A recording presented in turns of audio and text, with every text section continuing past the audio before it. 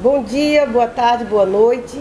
Eu sou Marti Silva, estou aqui com a Larissa Gaspar, vereadora de Fortaleza. Estamos em Fortaleza fazendo essa live e nela nós vamos falar de vários assuntos, dos acontecimentos recentes, dos acontecimentos que interessam a cidade, as mulheres, ao país, né? E depois, se a gente tiver um tempinho, vamos falar também um pouquinho dos acontecimentos na América Latina. Larissa, é um prazer estar aqui com você. Então, nessa semana muito cheia de acontecimentos importantes, positivos e negativos, mas positivos sobretudo pelas mobilizações em defesa da educação. E eu acho que a gente poderia falar sobre isso, sobre o que tem acontecido na educação. De um lado, um ataque muito feroz por parte do governo Bolsonaro, por parte dos conservadores que atuam na educação para retirar as ideias de liberdade, as ideias de criticidade na educação, mas por outro lado a juventude, os trabalhadores e as trabalhadoras da educação muito bem mobilizados nas ruas, e nessa semana a gente teve uma experiência. E aí, Larissa, como é que você tem visto esses acontecimentos, como é que você tem visto esses ataques e essa resistência em torno da educação, que é uma bandeira, né, muito cara para todas nós? Com certeza. Queria dar também aí um bom dia, uma boa tarde, uma boa noite para todas as pessoas que nos acompanham. Queria agradecer também a Livraria Lamarca aqui de Fortaleza, que é uma referência, né, um espaço de promoção de debate, com um acervo de livros aqui maravilhosos e também uns petiscos muito bons aí para saciar a nossa fome. Eu dizer que é um prazer estar aqui dividindo esse espaço com a minha companheira de luta, a advogada Marti Silva. Também sou advogada, hoje estou vereadora de Fortaleza pelo Partido dos Trabalhadores, e é com muita preocupação que a gente tem observado esses ataques que estão sendo promovidos, sobretudo pelo governo Bolsonaro, mas que se inicia ainda com Michel Temer. A educação, lá no Michel Temer, isso se inicia aí com a questão da PEC, né, do fim do mundo, a emenda constitucional 55, que veio aí proibir os investimentos em saúde, educação, assistência, direitos humanos, proibir os investimentos nas políticas sociais, que são tão fundamentais, né, para garantir a dignidade do nosso povo, já que o Brasil ainda é um país extremamente desigual. Não bastasse tudo isso, vem o governo Bolsonaro prevendo cortes absurdos nas universidades federais, nos institutos federais. Há uma grande preocupação nossa também com relação à questão do Fundeb. Nós precisamos lutar, né, para a constitucionalização do Fundeb, que esse fundo ele possa ser realmente permanente, não uma coisa transitória, porque é graças a ele que a educação básica se mantém. E avançou, né, do ponto de vista de financiamento. Exatamente. Então a gente tem olhado com preocupação para essa questão dos investimentos, mas também temos olhado com muita preocupação, e por isso toda essa organização da sociedade civil, estudantes, professores, parlamentares, sindicatos, em defesa da educação, porque estão querendo também atacar ideologicamente a educação, criminalizar professores, criminalizar estudantes, né? Falam das universidades e das escolas como se fossem espaços de promoção de balbúrdia, né? Uma tentativa total de desconstrução do que é a educação, do que é o ensino desse país, né? Um ataque à liberdade de cátedra, ao pluralismo de ideias, e a gente não pode compactuar com um retrocesso como esse, né? A nossa Constituição, inclusive, prevê, né, Marti, o princípio da proibição do retrocesso em diversas áreas. Eu acho que a gente tem que fortalecer isso também na perspectiva da educação, e é isso que a gente tem procurado fazer, se somando à luta, né, dos movimentos de estudantes, professores, ocupando as ruas, participando de todos os atos que ocorreram desde o início do ano em defesa da educação, em defesa de recursos para a manutenção das universidades públicas, dos institutos federais, em defesa do Fundeb, em defesa da valorização dos professores, em defesa também das creches, né? É importante que se diga que Fortaleza, por exemplo, só tem 30% das crianças em creches, e isso é um absurdo, porque primeiro é um direito fundamental das nossas crianças, já que elas são prioridade absoluta, segundo o Estatuto da Criança e Adolescente, mas é também um direito fundamental para as mulheres, porque as mulheres precisam ter um espaço seguro, digno, de qualidade, onde deixar seus filhos e filhas, para a gente poder trabalhar, né, Marti? Trabalhar, estudar, se qualificar, ingressar nos movimentos sociais, ingressar no mercado de trabalho. Olha, a Larissa, ela tocou num ponto muito importante que é preciso a gente não esquecer. Esse ataque à educação, ele começou no governo Michel Temer, que foi um governo golpista, que que destituiu a presidenta Dilma Rousseff no sentido de tomar posse de um projeto político, desconstruir esse projeto político e no lugar dele botar uma ideia de total submissão do Brasil, de desconstrução das políticas públicas que foram criadas nessas um pouco mais de uma década, né? Mas que a gente herda isso da construção do nosso pacto feito na Constituição de 1988. É bom a gente lembrar que essa Constituição é a nossa salvaguarda. Nós não podemos abrir mão da Constituição Federal, embora ela tenha sido alvo do golpe desde o início. Mas a questão da educação, retomando aqui, fazendo esse ponto de ligação entre o Michel Temer, o golpe e a educação, nós precisamos lembrar que o primeiro ato do golpista, do governo golpista, foi fazer a reforma do ensino médio. O que é que implica a reforma do ensino médio? Acabar com o ensino crítico, humanista, universalista e colocar nele a ideia truncada de um retrocesso, uma crítica feroz, indevida, indigna e injusta ao modelo de acesso às universidades pelo Enem, porque o Enem criou uma metodologia, um mecanismo de acesso que privilegiou o conhecimento como um todo, e não aquelas disciplinas ditas português e matemática, aquelas disciplinas que eram muito investidas no ensino privado, nos cursinhos, nas empresas, no sentido de transformar o acesso à educação como uma disputa para poucos. Então não foi por acaso que aconteceu a reforma do ensino médio, porque ela já tira da juventude a perspectiva dessa formação crítica, dessa formação humanista, universalista, né, voltada muito para uma construção social, o conhecimento de si mesmo, por isso a ideia da história, da geografia humana, né, da filosofia, da sociologia. E nós vimos a cada passo do governo golpista, depois golpista também, porque eleito através do golpe das fake news, do Bolsonaro, um ataque que se ampliou às universidades com o projeto chamado Futurice. O Futurice não é nada mais, nada menos do que a privatização das universidades. Para você ter uma ideia, com o Futurice acaba a obrigatoriedade de concurso público para professores, os professores poderão ser terceirizados, acaba com a exigência de licitação, quer dizer, a universidade seria, se nós deixarmos, geridas por organizações sociais que ficam com total liberdade de atuar sobre a universidade. E o que é mais grave, o projeto Futurice ainda admite que as universidades poderão doar patrimônio imobiliário para essas instituições, ou seja, é o desmonte total da nossa universidade, que tem sido muito produtora de conhecimento, de ciência, de desenvolvimento de tecnologia, de riquezas, e que nos últimos anos garantiu acesso a uma boa parte da população que não tinha acesso ao conhecimento, que é os alunos egressos das escolas públicas e também as cotas raciais para negros, negras, índios e a população indígena. Então, a educação realmente tem sido um campo de disputa, né, Larissa? Demais. Mas aí, como nós estamos em Fortaleza e você é vereadora dessa cidade, eu gostaria que você falasse um pouco para a gente, se inteirar dos acontecimentos na Câmara em relação a projetos em torno da educação, que também ataca, mas não ataca o financiamento, não ataca a estrutura, mas ataca do ponto de vista ideológico, de botar para a educação um papel de conservação de valores, ou da instituição dos valores democráticos, né, dos valores emancipacionistas. Então é muito bom a gente entender o que é que estão querendo fazer com as nossas escolas, com as nossas juventudes, com as nossas crianças, porque isso é importante não apenas para nós imediatamente, mas eu acho que é uma questão que diz respeito ao nosso projeto de humanidade, né? E de país, né? Porque e de país. A soberania brasileira passa pelo nível educacional do seu povo, de você ter acesso a conhecimento, de você poder desenvolver um senso crítico e você poder lutar, né, pela autonomia e independência do país. Nós não podemos continuar sendo simplesmente uma nação que exporta produtos agrícolas, né? A gente tem condição de evoluir, né? E isso já foi mostrado nos governos do PT.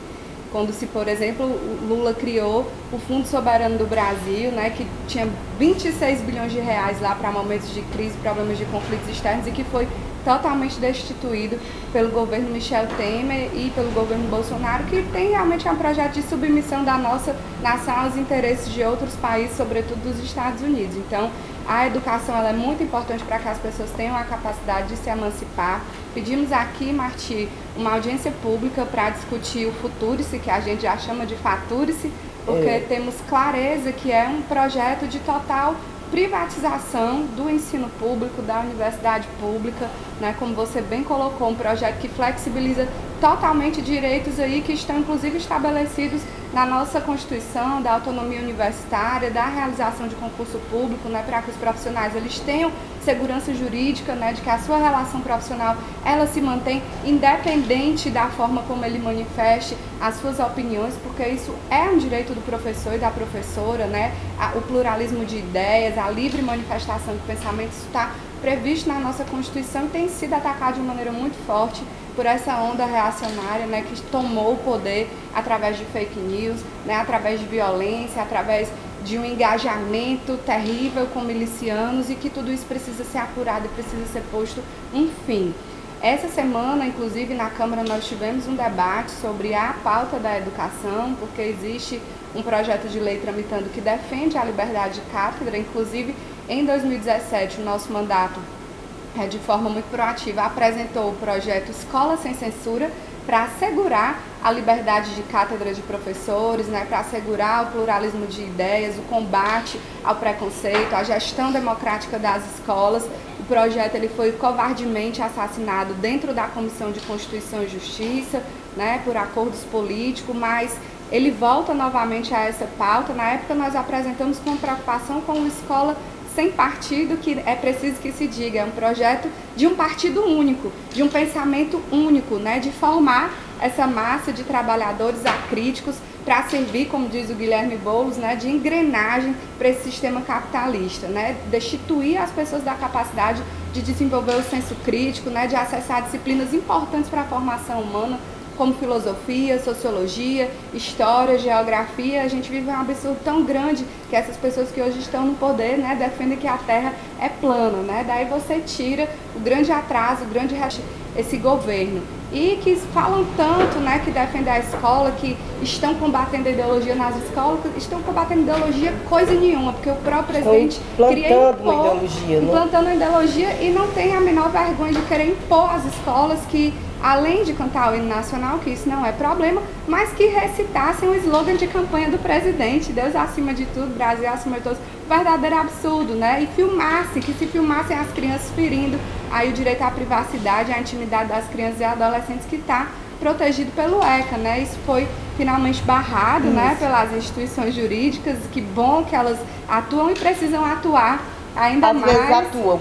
E é preciso, a Larissa colocou uma questão aqui que eu acho que a gente precisa refletir sobre ela. A inversão vocabular que esse governo faz em várias situações. Primeiro o slogan, Brasil acima de tudo, Deus acima de todos.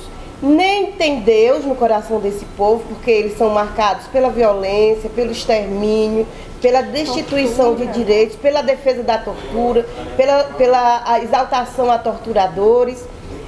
E muito menos tem Brasil, porque o que eles têm feito com o nosso país, gente, e nós sabemos diariamente o que tem acontecido, não é de Deus. Não é de Deus, né? Nem é de Deus, nem do Brasil. Aí, Escola Sem Partido, na verdade, é um projeto de escola de um partido só.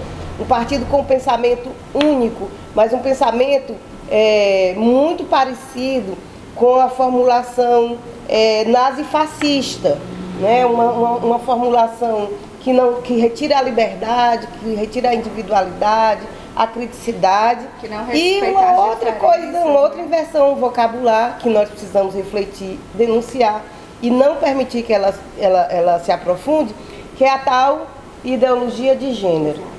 O que é a ideologia de gênero? Quando a gente percebe e faz reflexões sobre o gênero, a gente constata historicamente que há desigualdades, que há assimetria entre homens e mulheres, entre héteros e não héteros. Por quê? Por uma construção classista, cultural, social, e a gente reflete no sentido de eliminar ou retirar a maior parte dessas desigualdades, dessas assimetrias. A ideologia de gênero que os golpistas e desse governo protofascista se refere é de retirar das mulheres qualquer possibilidade de protagonismo, de participação, de condição de sujeita política, sujeita de direitos. Então, é um jogo muito perigoso, porque nós chegamos até aqui, nós estamos no século XXI, que supostamente com a revolução tecnológica, supostamente nós estamos no futuro, mas ainda persiste a desigualdade. Basta a gente ver a violência, não apenas a violência doméstica, porque a violência contra a mulher, ela já extrapolou as paredes da casa, é uma violência social. Né? A violência sexual que atinge mulheres de todas as idades, ela é pautada e ela é ordenada por esse pensamento que retira das mulheres o seu protagonismo, a sua luta por direitos, a sua perspectiva de emancipação. Então, esse jogo da ideologia de gênero, ele é muito perigoso para as meninas, para os meninos também, porque é uma sociedade em que um gênero se sobrepõe sobre o outro, também, de certa forma, oprime os meninos, porque a gente sabe que impõe um padrão de masculinidade daquela forma, e que não faz bem, né? Não é exatamente, impõe um padrão que também oprime os próprios homens. Então, é preciso que a gente conheça bem, procure entender o jogo de palavras que os fascistas têm feito no nosso país. E aí, voltando à questão da educação, nessa defesa que está sendo feita, né, da autonomia de professores, da liberdade de cátedra, esse projeto de lei que está tramitando na Câmara, ele tinha um dispositivo que inclusive proibia alunos de filmar com intuito intimidatório professores em sala de aula, e um vereador apresentou uma emenda para retirar essa proibição, num claro intuito de promover realmente essa intimidação de professores, de estimular essa prática de alunos filmando professores com fins de constrangimento, com fins de intimidação. Então, foi muito importante a mobilização do sindicato, o Sindiúti, que se organizou, esteve na Câmara com muitos professores, de 1.000 a 2.000 professores, estiveram lá protestando, dizendo que exigem respeito, e eu fui uma das que falou no momento lá da reunião de que é importante filmar as escolas, a estrutura das escolas,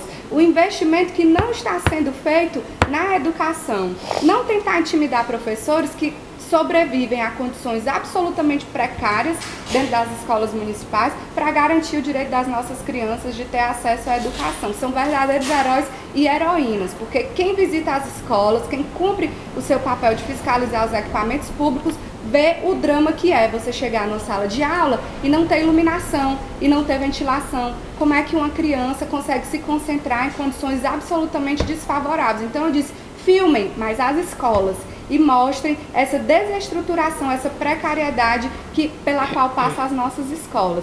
E eu até comentava que hoje a Prefeitura de Fortaleza, estamos no mês de outubro, já gastou 60 milhões de reais com publicidade, com propaganda, mas você não tem nem perto disso gasto, por exemplo, com a reforma das nossas escolas. Então, o que a gente tem que exigir é qualidade do ensino da educação e não a tentativa de promover e intimidar professores. Precisa ver a ampliação da política de atendimento em creche, em educação infantil, mas essa forma de querer autorizar alunas e alunos a filmar professores, isso nos destitui, eu sou professora também, mas isso nos destitui, não é de uma autoridade professoral, mas do respeito, da dignidade, porque sempre se teve a ideia da dignidade, do respeito, né, do reconhecimento do papel de educadores e educadoras, porque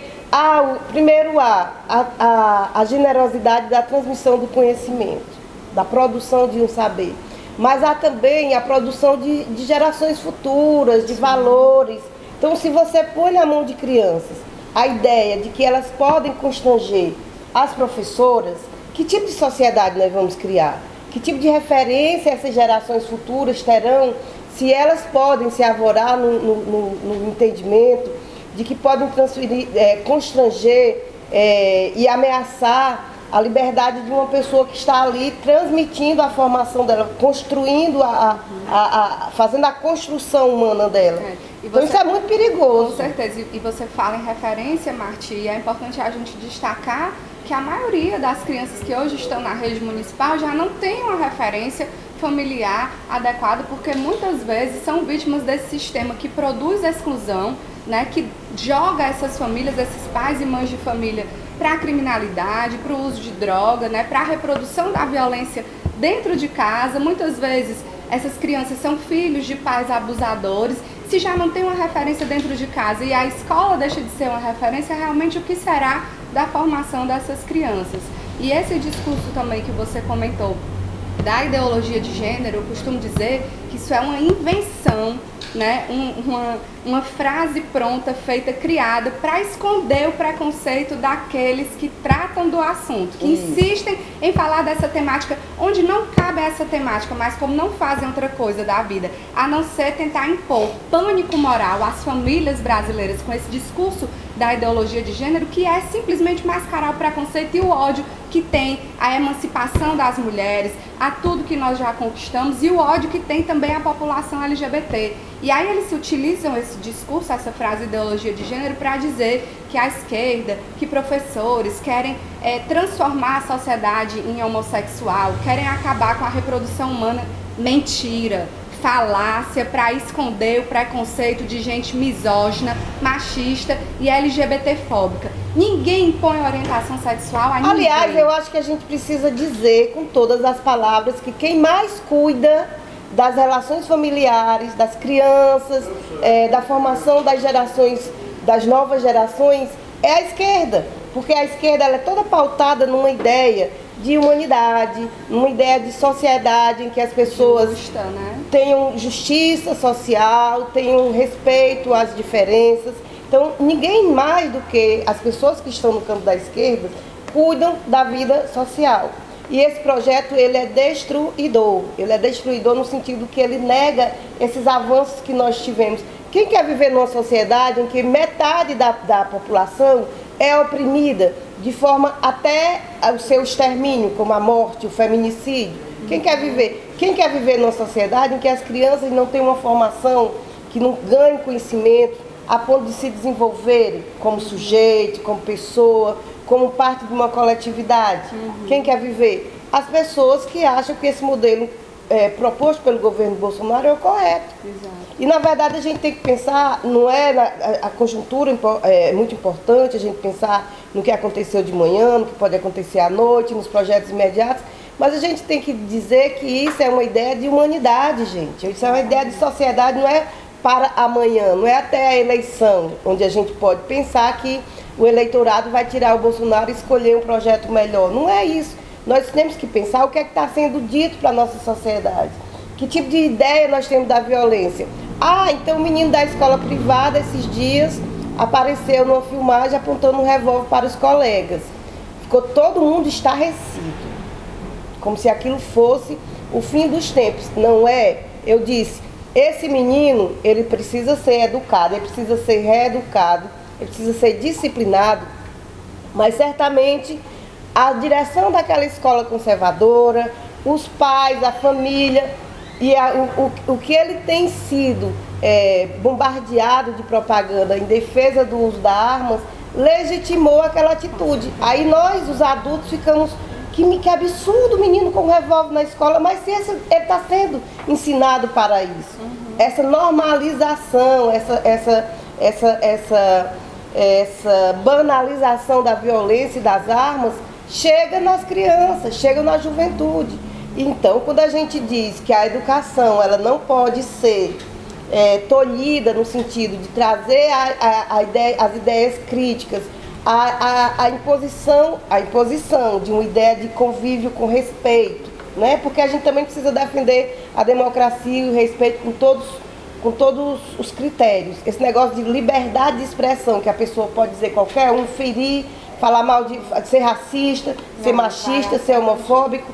Nós precisamos pensar que nós devemos criar relações sociais, e a educação é um campo importante para isso, em que se paute o respeito à dignidade da pessoa, os direitos humanos, a diversidade e a ideia de construção de uma humanidade realmente livre. Exatamente. E por isso que nós temos que enfrentar esse governo Bolsonaro e o seu séquito, certo? Que roubam a pátria, que roubam as nossas riquezas, mas que também roubam a nossa perspectiva de humanidade. Exatamente. E ainda nesse sentido a escola é fundamental, porque é lá onde a gente começa, né, a formar as relações sociais, né, os valores básicos para a convivência em sociedade. Quando você tem uma escola que exclui adolescentes, porque elas estão, e eles, às vezes, mas a violência sexual ela atinge sobretudo as meninas. Então, quando você tem uma escola que exclui essas meninas do acesso à educação, porque não consegue, né, acompanhar, dar um tratamento adequado para aquela menina que está sendo abusada dentro de casa,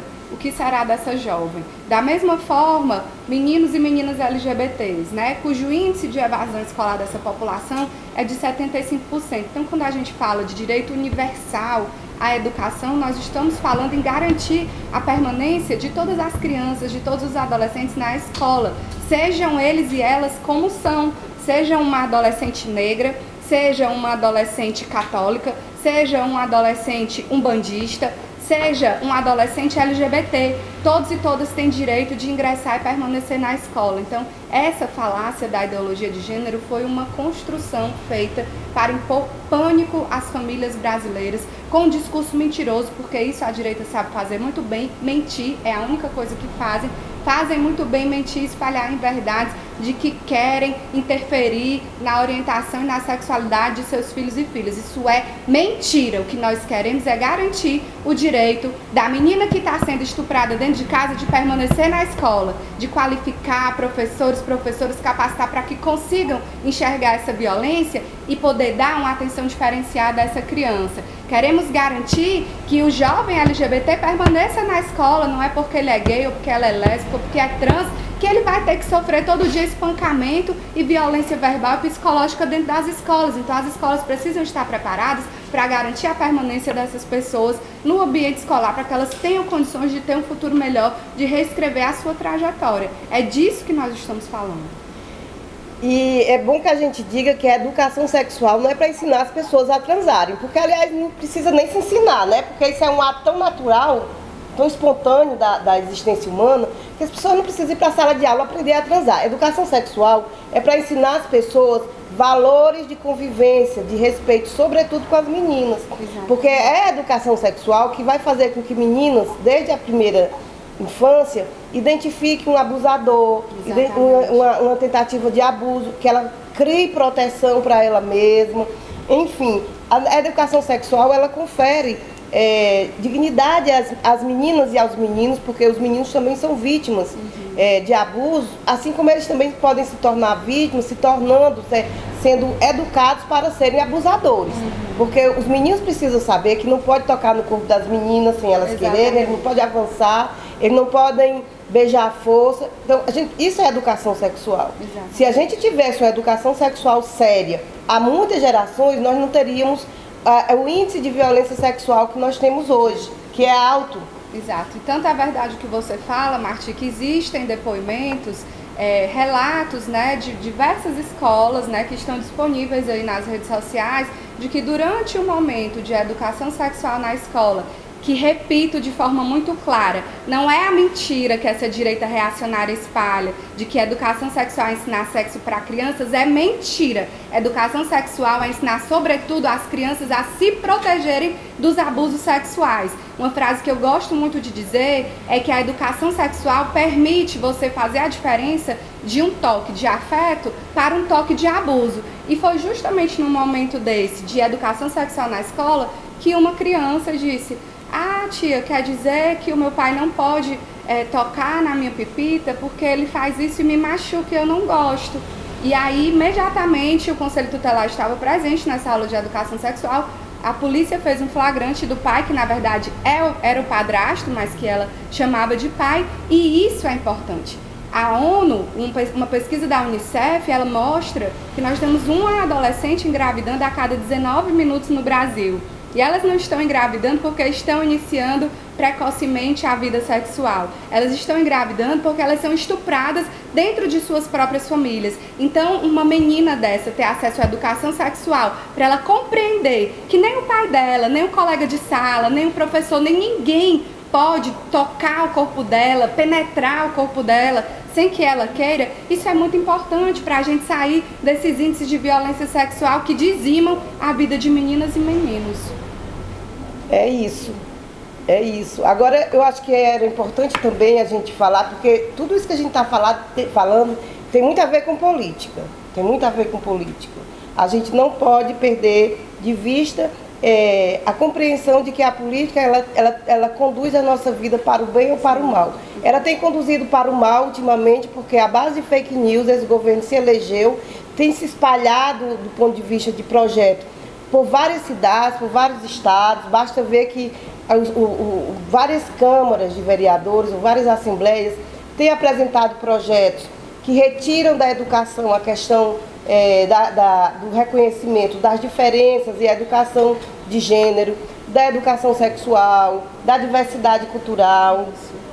Mas, para a gente compreender que a política interfere na nossa vida, nós também precisamos atuar sobre ela de várias formas, nos organizando em movimentos, participando, nos colocando como candidatas, como candidatos, mas, sobretudo, nos colocando como cidadãos que vai determinar o resultado da eleição, da política, como eleitores. Então, eu estou falando tudo isso para lembrar que é preciso fazer a biometria eleitoral para garantir o voto nas próximas eleições. E o tempo está esgotando, nós temos até o dia 31 de outubro para que as pessoas possam se alistar pelo sistema da biometria. É importante, por quê? Porque sem isso você não vai poder votar. Sem votar, você não vai poder determinar o futuro imediato da sua cidade, do seu país, no nosso caso aqui de Fortaleza. Então, eu digo principalmente para as mulheres, fiquem espertas, porque você vai precisar votar em outubro do próximo ano e para isso precisa fazer a biometria. É simples, vários pontos da cidade, tem sido rápido o atendimento. Você pode agendar, inclusive, pelo site, você chega lá com hora marcada, não demora 10 minutos a realização da biometria. Leva um documento com identidade, com fotografia, comprovando de endereço, basta isso. E é importante também dizer por quê? Porque nós temos sido bombardeados ultimamente pelo discurso contra a política. Não vamos cair nessa, porque todos esses que foram eleitos aí, que têm comandado o destroço no nosso país, eles foram eleitos pelo método político, pelo sistema político eleitoral. Então, a política é importante, está em condições jurídicas, né, de votar em outubro do próximo ano, em qualquer eleição é importante, por isso vamos lembrar de fazer a biometria até o dia 31 de outubro desse ano de 19, porque em 20 vamos ter eleição.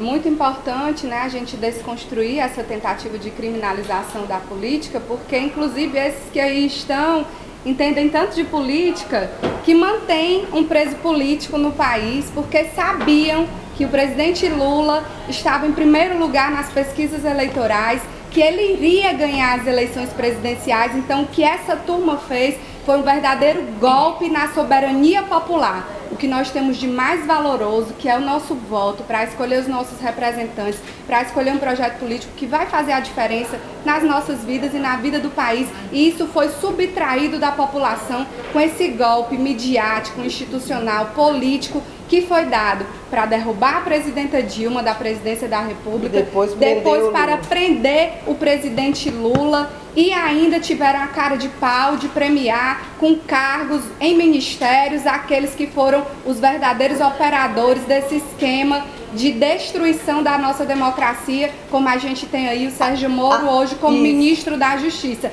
Uma vergonha internacional, aquele que feriu todas as regras processuais, que violou a Constituição Federal com o único intuito de prender, de afastar das eleições o presidente Lula, grande figura política desse país, responsável por tirar 36 milhões de brasileiros da extrema pobreza, responsável por gerar 23 milhões de empregos formais, Nos governos do PT, em 2014, foi quando o país viveu o menor índice de desemprego e hoje nós estamos aí com esse governo desastroso, golpista, com recessão econômica, com o maior índice de desempregados da história. Por isso que o mundo inteiro reconhece a grandiosidade do presidente Lula e que ele acaba de ser reconhecido como cidadão de Paris pela sua genialidade, pela sua capacidade de transformar o Brasil, que era uma nação tão desigual, numa nação melhor de se viver e que agora está sendo totalmente destruída. Por isso que a agenda Lula Livre, ela não é uma agenda partidária, ela é uma agenda de defesa da democracia, do Estado democrático de direito, do respeito às nossas leis e às nossas constituições. Isso é um movimento suprapartidário de quem defende o Brasil e de quem defende as instituições democráticas. Vamos seguir firmes na luta por Lula livre.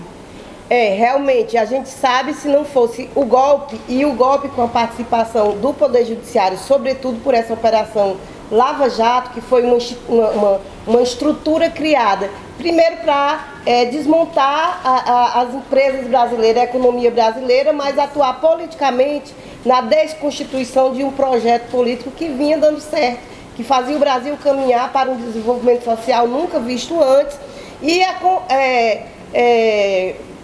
teve como um dos desfechos mais importantes a condenação sem provas e a prisão do ex-presidente Lula, mas de uma forma tão descarada que tem sido paulatinamente desmascarada. O Intercept Brasil tem mostrado semanalmente a farsa que foi o processo jurídico que condenou o presidente Lula, nos dois processos, né? Tanto na questão do sítio de Atibaia, como no apartamento lá no tal triplex, que não existe nenhuma coisa nem outra, mas, quer dizer, eles pegaram elementos tão simplórios, porque não tinha outro. E agora até o Odebrecht, o Marcelo Odebrecht, tem dado uma entrevista nessa semana dizendo que havia muitas contradições, ele contradiz inclusive o próprio pai. O meu pai não lembrava, o meu pai dizia coisas que eu não confirmo que sejam verdades, no caso das delações contra o presidente Lula. Essa semana o STF, de uma forma histórica e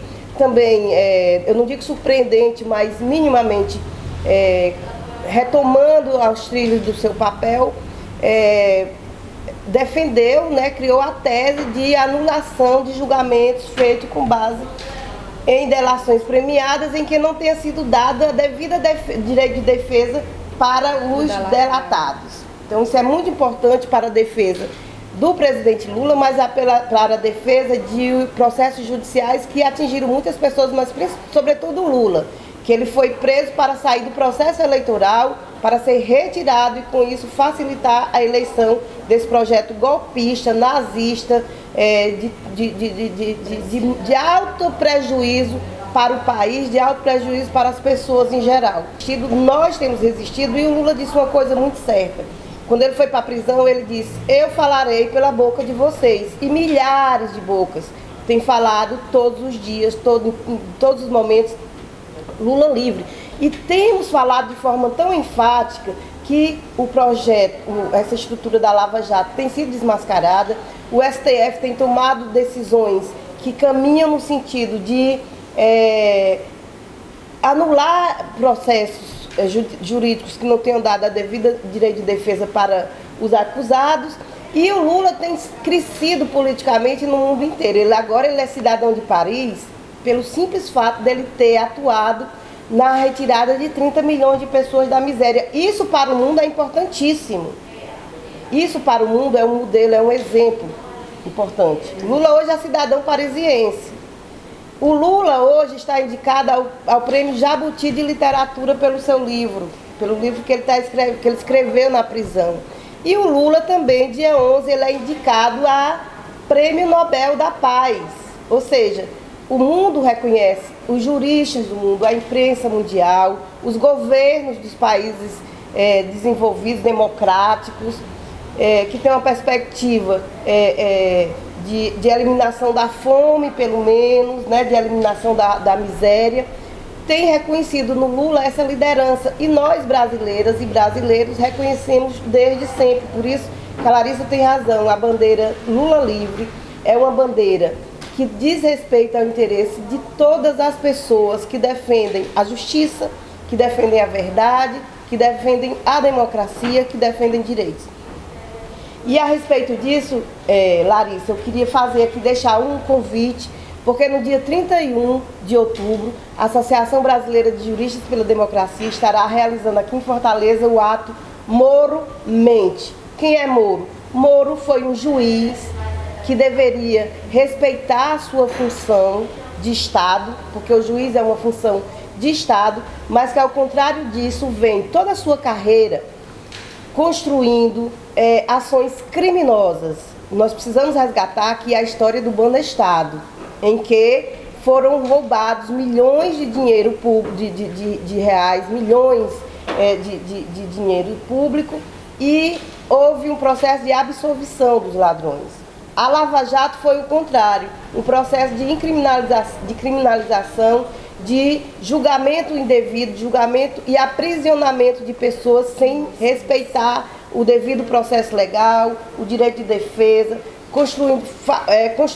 plantando provas falsas no processo, e o Moro e o Dallagnol fizeram tudo isso. Então, é por isso que nós estamos nessa campanha nacional Moro Mente, porque Moro não mentiu uma mentira, ele não fez uma mentira inocente, uma mentira simples, né? Ele não disse que estava chovendo quando estava fazendo o sol. Moro mentiu no sentido de destruir o nosso projeto de país. Exatamente. Subtraiu a democracia brasileira, feriu a soberania popular, afastou o presidente Lula das eleições presidenciais, mas é muito importante a gente dizer o reconhecimento internacional da força do nosso querido presidente Lula, né, da importância da indicação de Lula para o Nobel da Paz, e aí a importância de nossos amigos e amigas estarmos divulgando, né, essa indicação, fortalece a luta, fortalece a força e a coragem desse presidente que não vende a sua dignidade pela sua liberdade, porque o que ele quer e o que lhe é de direito é o reconhecimento da sua inocência. Com certeza, Marti, estaremos presentes nesse momento que a ABDJ vai estar realizando, Moro Mente, vamos nos organizar, vamos mostrar para essas pessoas que nós também sabemos usar as redes sociais, mas não para espalhar mentiras, para espalhar as verdades, para espalhar os grandes feitos que os governos do PT fizeram quando estiveram à frente da presidência da República e que deram ao Brasil um reconhecimento internacional de modelo de gestão, de modelo de retirar o seu povo da miséria, da pobreza e da fome. Vamos em frente, restabelecer a democracia brasileira que passa pela liberdade do presidente Lula. Lula livre, sempre. Agora, chegou um outro momentinho que a gente sempre faz aqui, que é uma dica de leitura. E eu quero dizer para vocês, com muita alegria, que eu tenho descoberto a literatura africana e ela é maravilhosa, tanto quanto a literatura universal. Porque aqui no Brasil, infelizmente, apesar das nossas raízes negras, né, africanas, a gente tem pouco contato com a cultura, com a história, a não ser de forma preconceituosa e discriminatória. Então, nós temos um conjunto de escritores e escritoras que se destacam, né, no mundo inteiro, mas que aqui no Brasil têm sido traduzidos recentemente, e eu venho de uma leitura aqui retirada das estantes aqui da livraria Lamarca, e aí eu vou ficar com a dica de literatura, que é a literatura africana. Dessa vez eu vou apresentar para vocês o livro Nossa Senhora do Nilo, dessa escritora Escolatique Mukassonga. Ela é uma congalesa, e no livro um romance contemporâneo que fala da vivência de meninas em uma escola da elite no Congo, e que retrata também, tem como pano de fundo a história política, que trata, sobretudo, que nos demonstra assim, de forma muito clara o papel do colonizador sobre a cultura, sobre a religiosidade, sobre os costumes, os valores do povo do Congo. Não apenas esse livro, mas tem vários outros. A gente precisa conhecer a literatura africana, que é muito rica, e é importante que a gente conheça, porque, de certa forma, é um reencontro com as nossas origens, né? Nós temos essa formação africana, nós somos resultados da diáspora, mas nós precisamos nos encontrar com a riqueza que os países africanos... A África não é um país, a África é um continente rico, diverso, com produtores da cultura, do conhecimento, com escritores maravilhosos. Então a minha dica para vocês é a Escola Tique Mucaçonga, Nossa Senhora do Nilo, um livro muito bom de ler, é curtinho, rápido, uma leitura muito boa.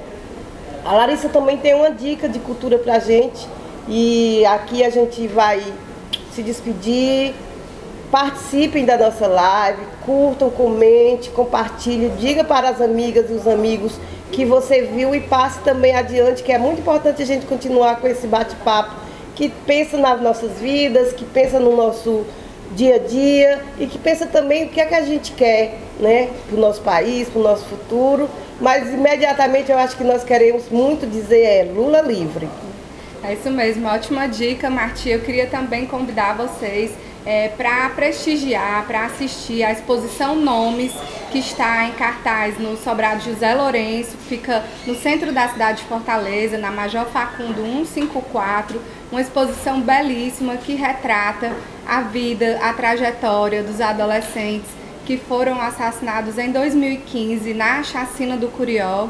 Também retrata a história de adolescentes e suas mães que foram assassinados na chacina do bairro Ellery e também de adolescentes que estão no sistema socioeducativo e que também tiveram suas vidas ceifadas, né? Uma reflexão importante até para a gente pensar no modelo de segurança pública que realmente possa nos proteger e não nos violar, sobretudo a juventude negra e periférica, né, das grandes capitais do país. Então fica esse convite, a exposição vai até o dia 20 de novembro, de terça a sábado, está muito lindo, com diversas linguagens artísticas. E seguimos firmes e fortes na defesa da democracia, dos direitos sociais, da nossa Constituição, que passa, sobretudo, pela liberdade do presidente Lula. Lula livre!